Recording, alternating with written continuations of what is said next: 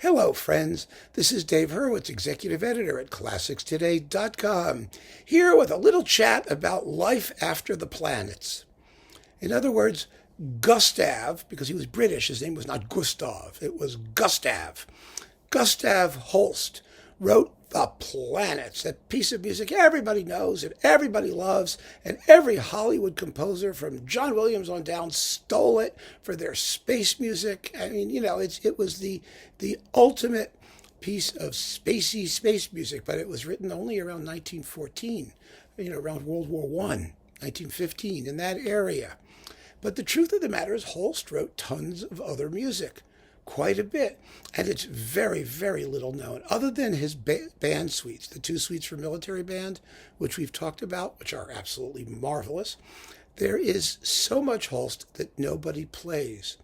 Now, part of the reason is because he was a lot of it's vocal music, and you have to like classical vocal music, songs and for chorus and other things.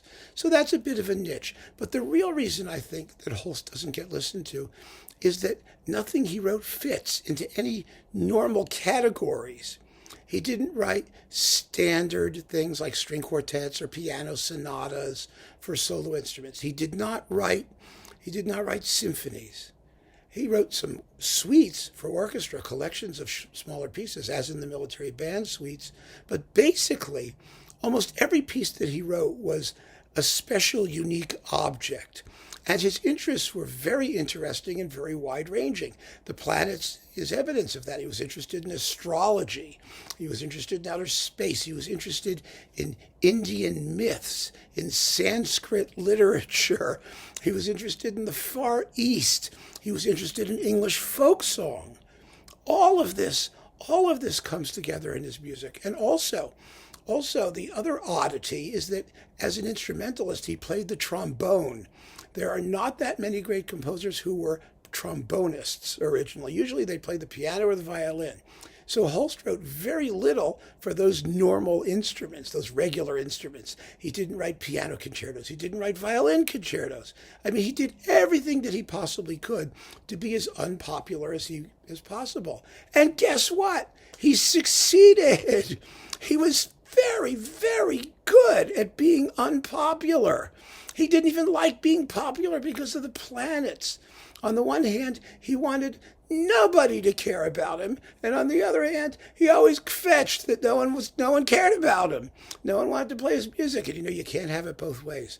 And finally, the last thing that he had that I think was kind of unfortunate was he had a daughter who was an excellent musician, Imogen Holst.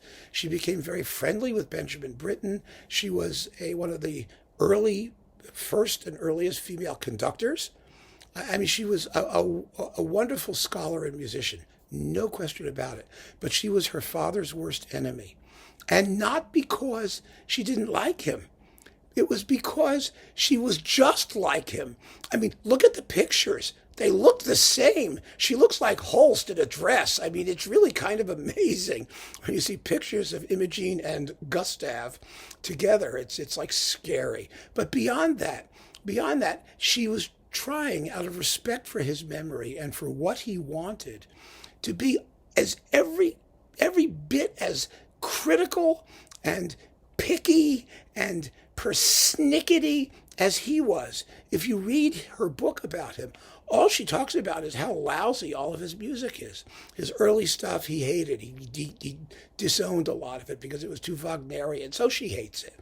The Planets, my goodness, it's a wonder that we play it at all. She talks about how, wow, this piece is only mediocre, and here's the best one, but this one has all kinds of problems. And then she talks about how he was always upset because his music seemed to be very cold, emotionally cold, expressively cool, and how at the very end of his life, his music became somehow more expressive a little bit, and then he dropped dead.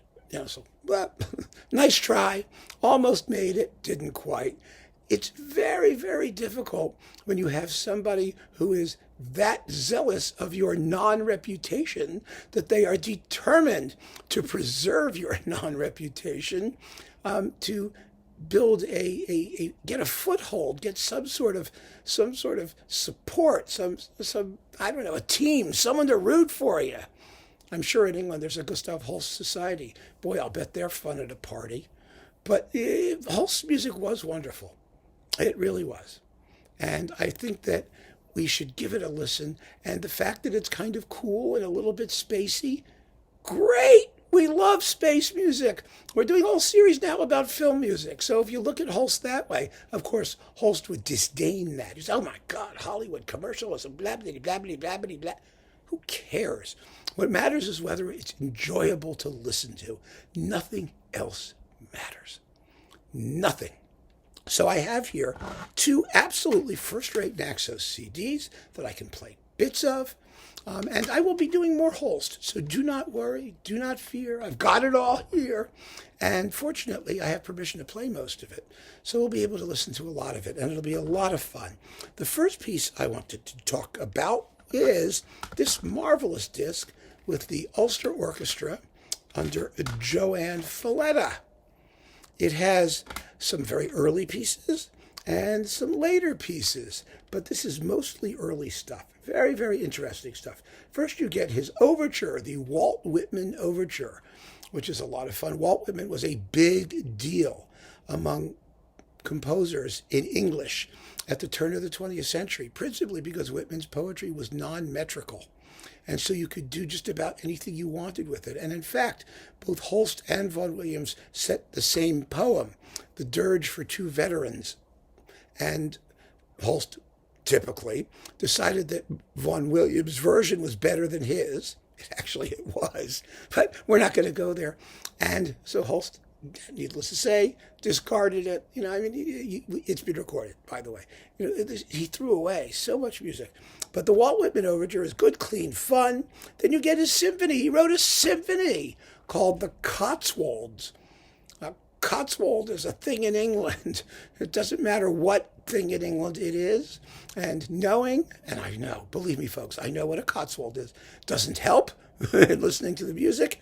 It's an odd symphony because it begins with an opening movement. It's supposed to be your big symphonic first movement is only 3 minutes and 34 seconds long. Everything else is bigger and more important than that. And that's one of the reasons why Holst isn't popular. Because even when he did go out and write a symphony, first of all, he disowned it. And second of all, it's as unsymphonic as a symphony can possibly be. He was determined not to do the same old, same old. Whether he did something new and wonderful instead of the same old is, of course, a matter of opinion. But it's all lively and enjoyable music. So there's his symphony, which has a beautiful slow movement, by the way. It's subtitled In Memoriam William Morris, and it's lovely, absolutely lovely. Then we have a Winter Idyll, which is, again, one of those indefinable pieces. It's a winter idyll. I mean, you like winter, you like your idyll. You put them together, you get a winter idyll. Good. Good for him. It's a winter idyll. And then his marvelous Japanese suite. Oh, this is gorgeous. It's based on real Japanese folk tunes, and they are all Holstified. I'm going to play you an entire movement from it. It's only 2 minutes long. It could be one of our miniature masterpieces because it's only 2 minutes long. 2 minutes long. It belongs in that series. It's the Dance Under the Cherry Tree. And this is so hauntingly beautiful and spacey and distant and exotic, like all of his best music. It's what he did, and he did it fabulously. So here's Joanne Falletta and the Ulster Orchestra doing the Dance Under the Cherry Tree from the Japanese Suite.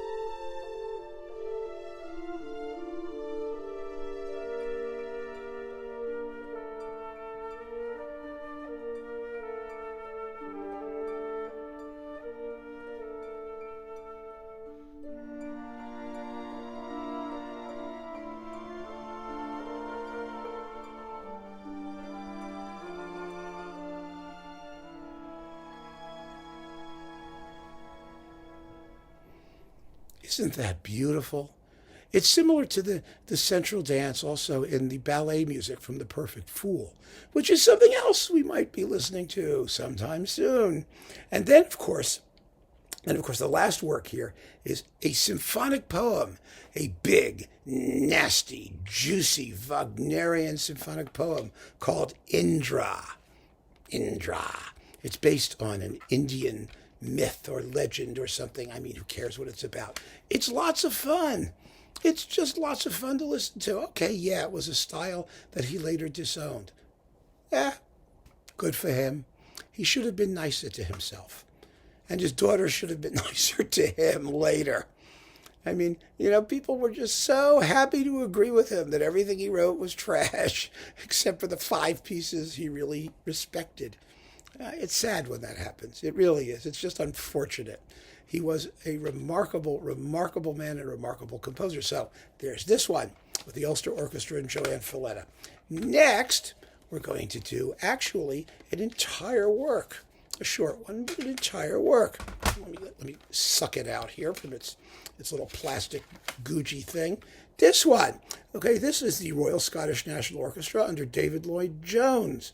So you get a Somerset Rhapsody, which is one of his English folky type things, like Vaughan Williams' Norfolk Rhapsodies, those pieces, similar or in the Fen country, that kind of stuff. And then you get Benimura. Now, Benimura is really cool. Benimura is subtitled Oriental Suite. And it is another exotic excursion, rather like the Japanese suite. It has a fascinating last movement. It's based on an actual thing that Holst saw, which was a flute player in, I think, Morocco or Algeria or one of those places in northern Africa, where the guy just sat there and played the same little fragment over and over and over and over. Well, that's what happens here. It's based on the same tune. It's kind of like bolero. It just accretes. The orchestration just gets bigger and bigger and bigger as the tune permeates the orchestra. And the tune is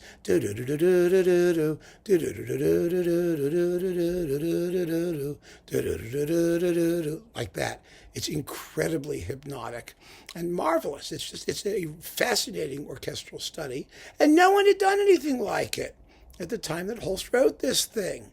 So, I mean, give the man some credit. His endless curiosity about musical materials was really special in its day, and it created a lot of very special music. So then we get the Invocation for Cello and Orchestra, which is a 10-minute piece for cello and orchestra, which means no one will ever play it because it isn't a concerto, and it's sort of a slowish thing, and there's no place you could put it on a program unless you do like a Holst program.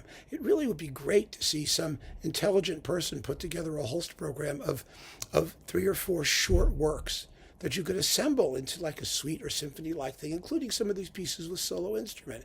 It would be marvelous. It really would be. And then there's Hammersmith. Hammersmith Scherzo, which is very famous in its arrangement as a band piece. It's a very exciting band work. It's a kind of gnarly, crunchy, truculent, I love that word, truculent, kind of stubborn, have at it kind of a band piece. It's a lot of fun. Then there's oh my goodness, Edmond Heath. Now, Edmond Heath is based on a phrase by Thomas Hardy. How many of you had to read Thomas Hardy in high school? Raise your hand. I had to. Yes, absolutely. I read Thomas Hardy.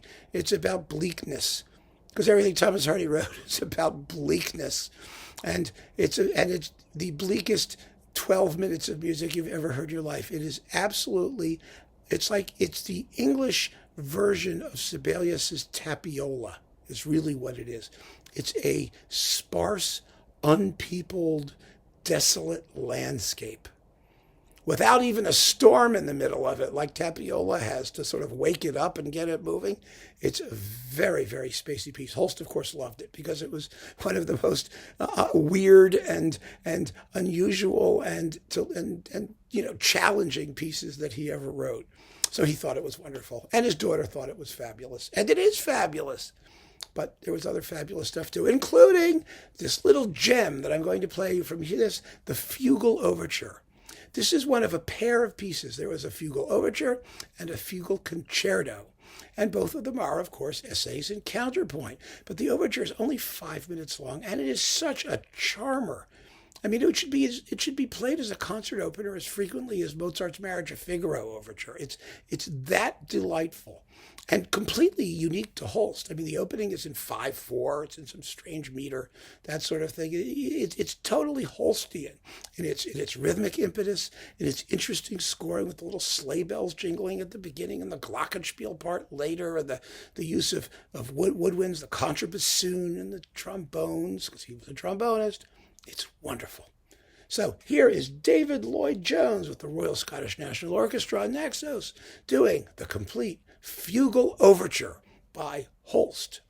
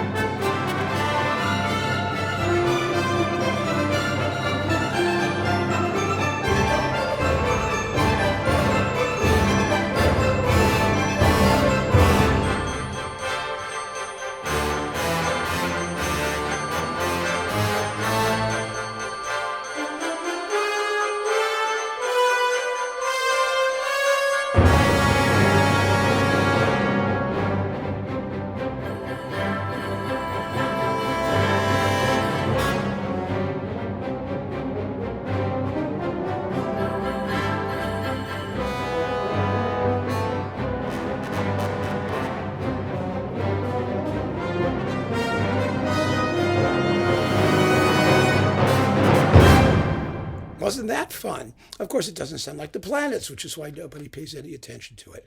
But I just think that, it's so easy now that we have these Naxos recordings, and there are a bunch of really fine ones on Lyrita with Adrian Bolt conducting and other people. And, this music is all out there. You gotta hear the Hymn of Jesus. It may be his greatest work. It's just glorious. And the Choral Symphony, so many wonderful pieces to talk about. And it's going to be such a pleasure to go through them with you. He was a visionary and a ceaselessly curious, fascinating kind of guy. And if some of his experiments are only partially successful, at least he tried them. Give the man credit. So keep on listening, folks. Thank you so much for joining me. Take care.